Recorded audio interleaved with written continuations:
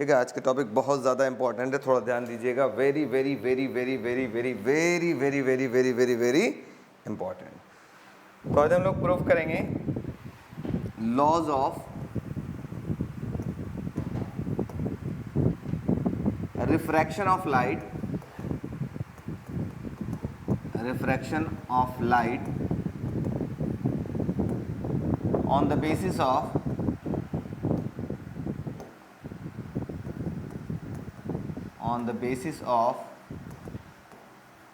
kinetic sorry क्या लिख रहा हूँ यार, on the basis of Huygens principle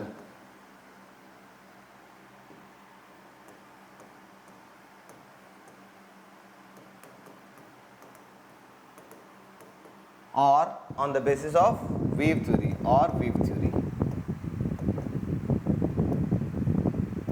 ठीक है, इस चैप्टर का सीबीएसई बोर्ड में सबसे ज़्यादा रिपीट करने वाला क्वेश्चन यही है। मतलब ये एक ऐसा क्वेश्चन है जिस पे आप गारंटी कह सकते हैं कि ये आएगा, गारंटीड।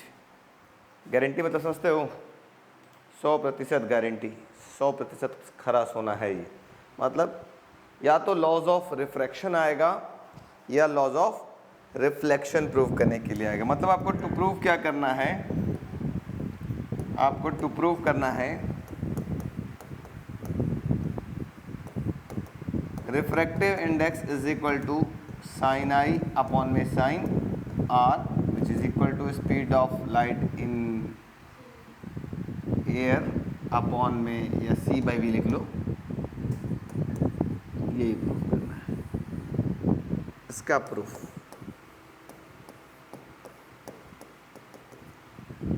ठीक है। प्रूफ से पहले फिगर समझो, मत लिखो बेटा, अभी इंतजार करो। प्रूफ से पहले आप लोग फिगर समझो, क्योंकि मेन है फिगर। फिगर समझ में आ गया तो सारा खेल हो गया, और फिगर नहीं आया तो कुछ भी नहीं हुआ। लॉज ऑफ रिफ्रैक्शन में मैंने क्या बताया था आप लोगों को, पुराने ज़माने में यहाँ दो मीडियम होते थे, medium 1 and medium 2।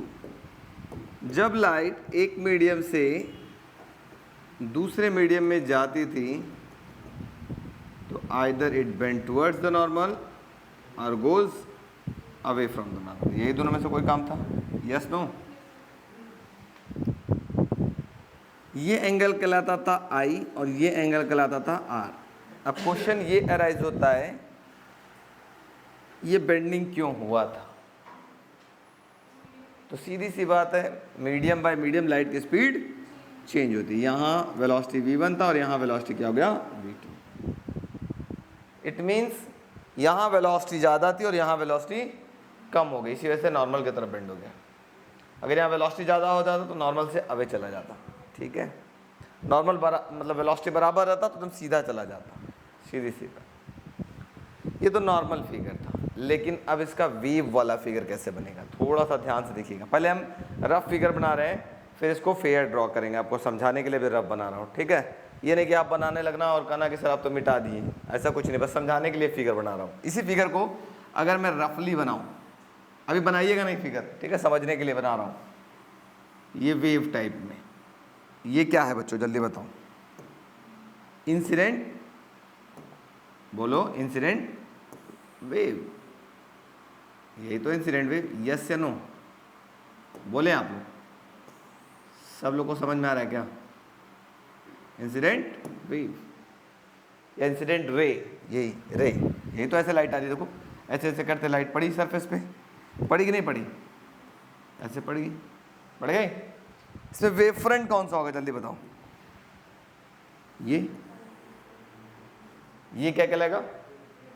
Incident wave front कहलाएगा। ठीक है, अब लाइट क्या हो रही है, दूसरे मीडियम में ऐसे ऐसे जा रही है, इसका नाम क्या है? रिफ्रैक्टेड रे। इसका वेव फ्रंट कैसे होगा, ये ड्रॉ करोगे, ऐसे वेव फ्रंट बन जाएगा, बनेगा। तो वेव फ्रंट बनाने का तरीका याद है, रे के जस्ट परपेंडिकुलर क्या होगा, वेव फ्रंट। जो भी रे आ रहा है उसके जैसे बहुत सारे ये रे आते हैं, ये ऐसे ऐसे रे आते हैं, तो इसके परपेंडिकुलर ये सब क्या कहलाता, वेव फ्रंट कहलाता। क्या कहलाता, वेव फ्रंट। तो ऐसा ही कुछ बनाने वाला हूँ, थोड़ा ध्यान से देखिएगा। बहुत सारे बच्चे डायग्राम को रटते हैं और मैं कहता हूँ डायग्राम रटने की ज़रूरत नहीं है। रटते वो हैं जिनको फिजिक्स आती नहीं। मैं कहता हूँ अगर आपको फिजिक्स आती है तो नो नीड ऑफ रट्टा एंड रट्टी। ये सपोज करो बच्चों, थोड़ा ध्यान से देखिएगा, कॉन्सेप्ट है यहीं पर। ये सपोज करिए आपके पास पानी है, मतलब पानी, मतलब पानी। दिख रहा पानी आप लोग को? मीन्स ये है मीडियम 2 जिसका रिफ्रैक्टिव इंडेक्स होता है N2। ये है मीडियम 1 जिसका रिफ्रैक्टिव इंडेक्स 1। ये है मान लो रेयरर, और ये क्या आपके पास डेंसर। किसी बच्चे को यहाँ तक दिक्कत है तो बोले।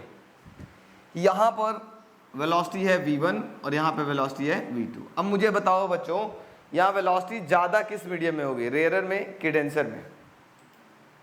वेलोसिटी किस मीडियम में ज़्यादा होगी? रेयरर में। जाहिर सी बात है, it means v1 is greater than v2। यही लिख लेते हैं। कोई तकलीफ तो बताएं आप लोग? नो? Very good. तकलीफ नहीं है तो डायग्राम आप बना सकते हैं। ये बताइए बच्चों, ये कौन सा रे है? कौन सा रे है?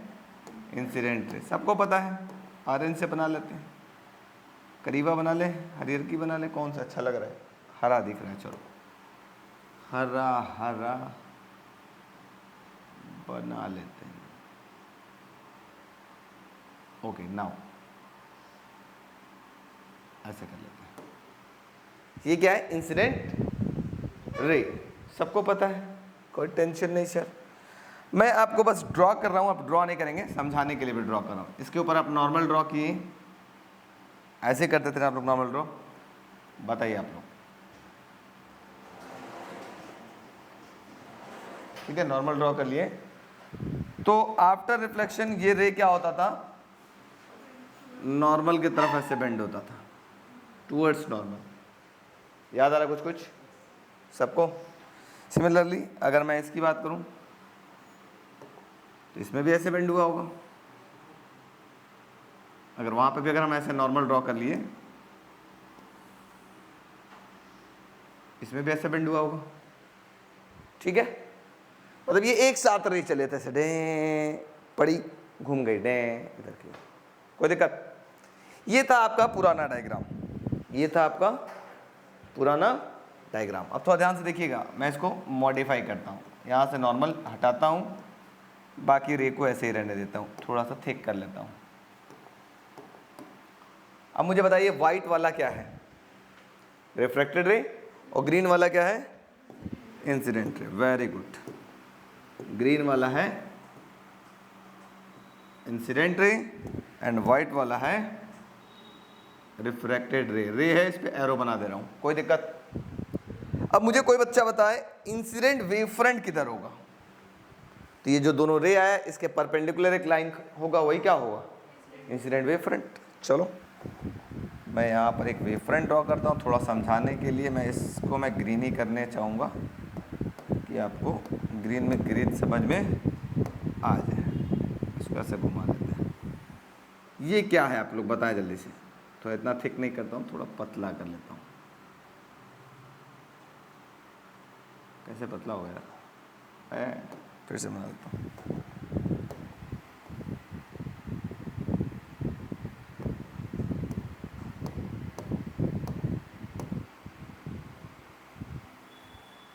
ये क्या है बच्चों, जल्दी बताएं आप लोग। Incident wave front. क्लियर हो रहा है? हाँ या ना?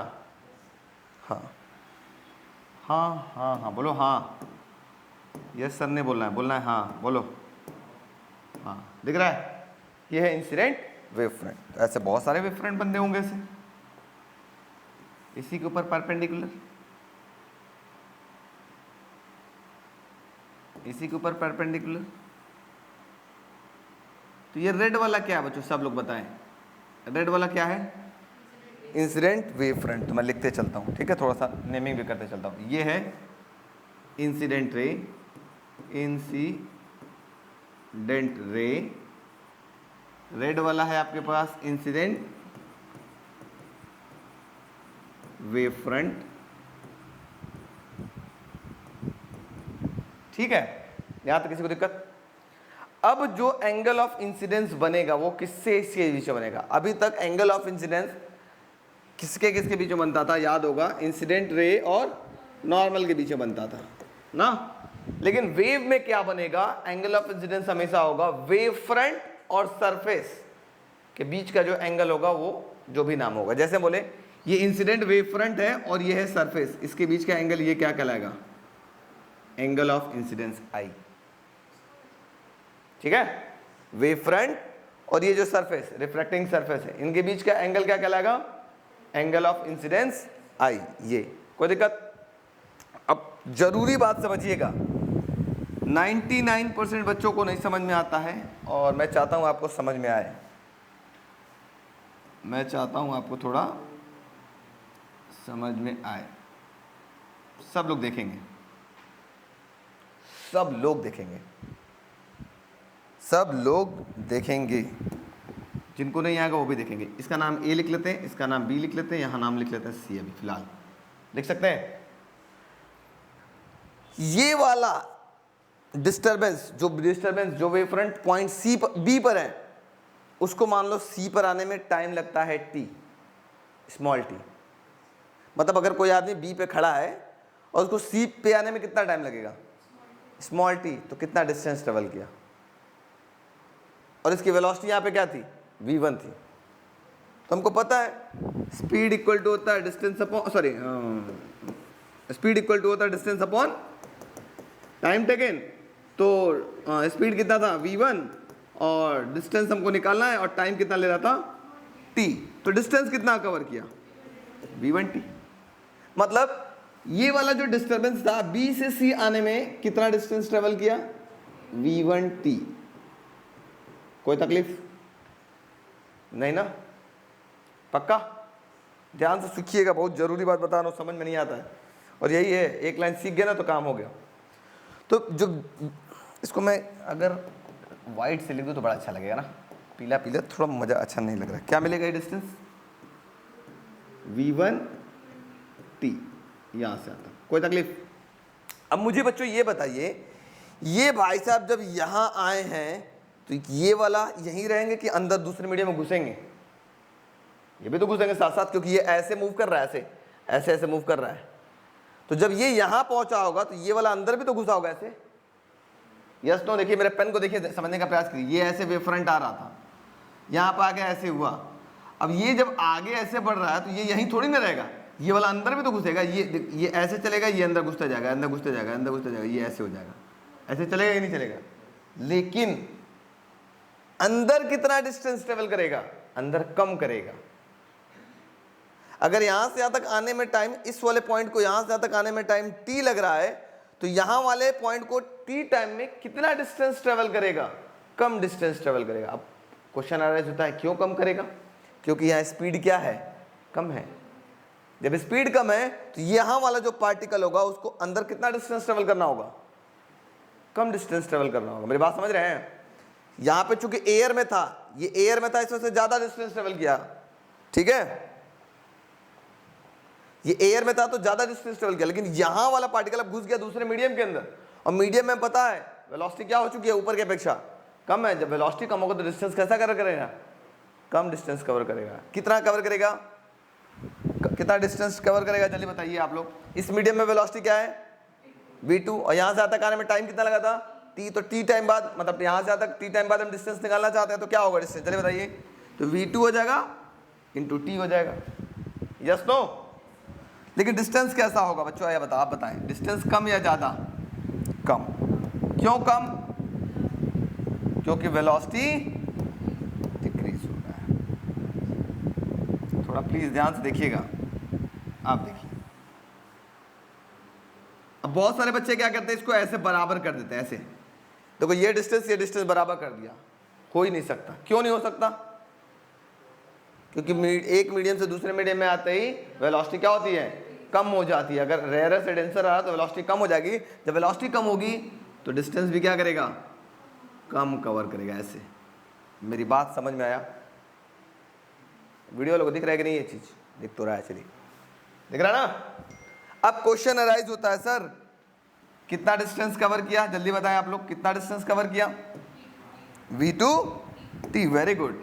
ये कितना डिस्टेंस है? v2t, v2t, clear? अब ये जो ब्लैक वाला है ये क्या कहलाएगा?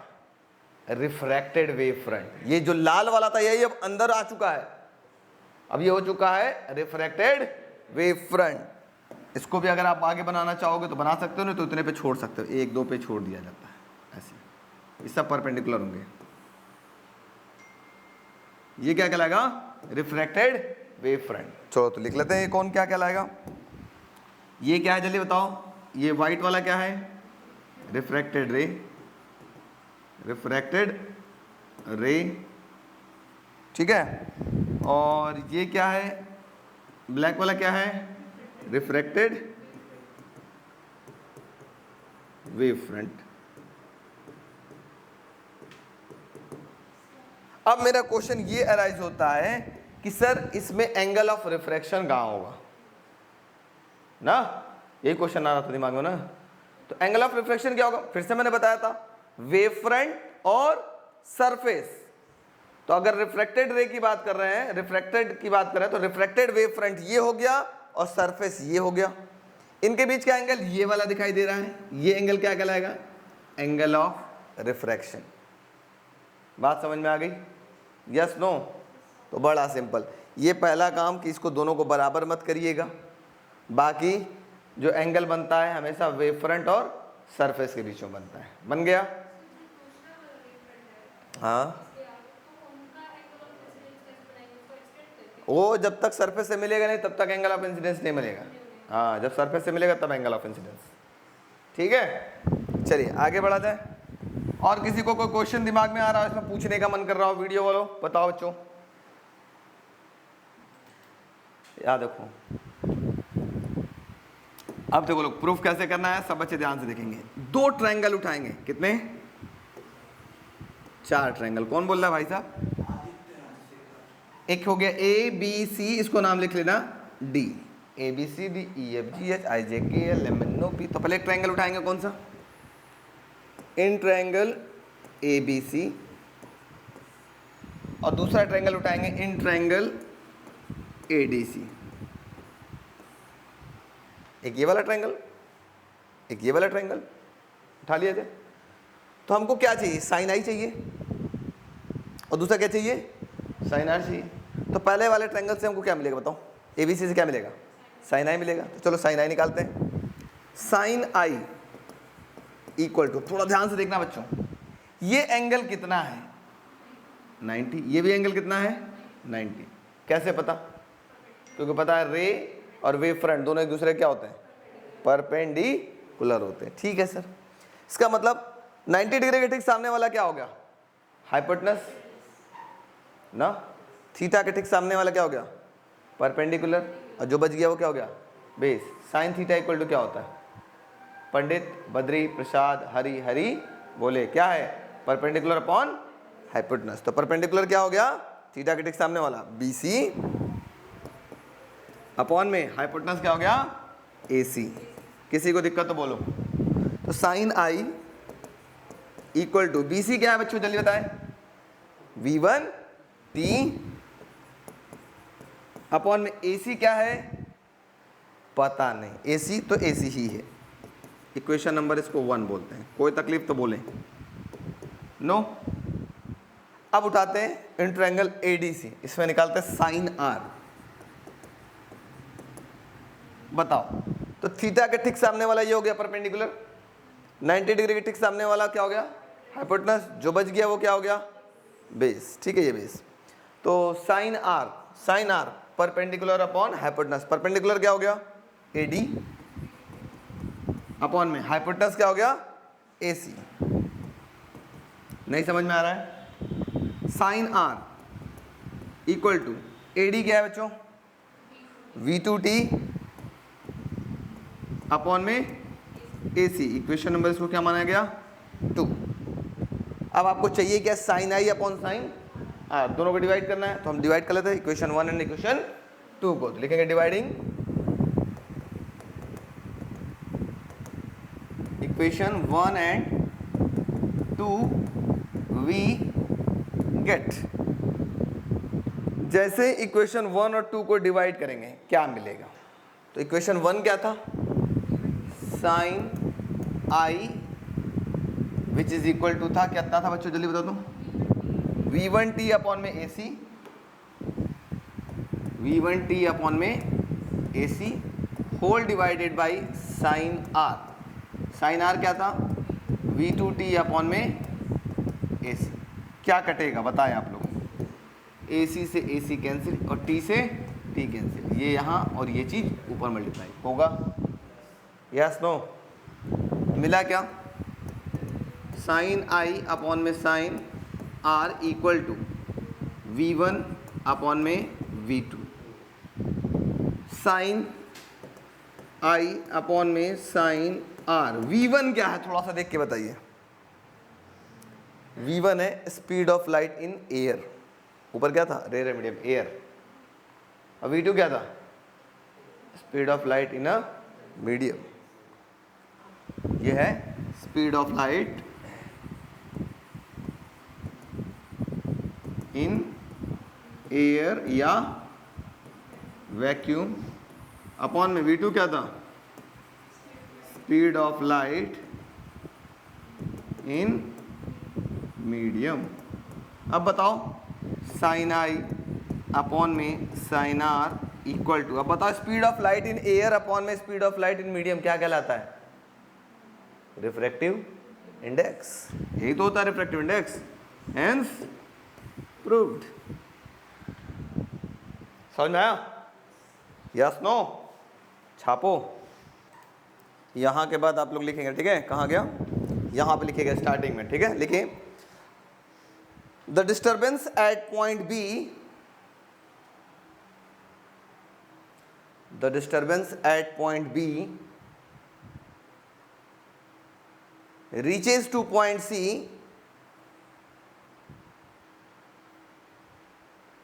the disturbance at point B reaches to point C in a time t, small t, in a time t, covering a distance v1t, covering a distance v1t, at the same time the disturbance at A, at the same time the disturbance at A reaches to point D, D for dog, the disturbance at A reaches to point D in a same interval of time, in a same interval of time, covering a distance v2t,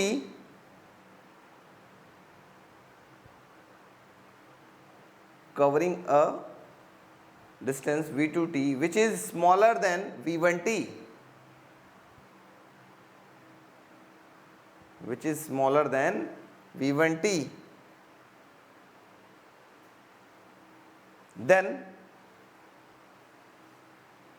आगे ये continue लिखिएगा पूरा, इस triangle में क्या है कैसे है।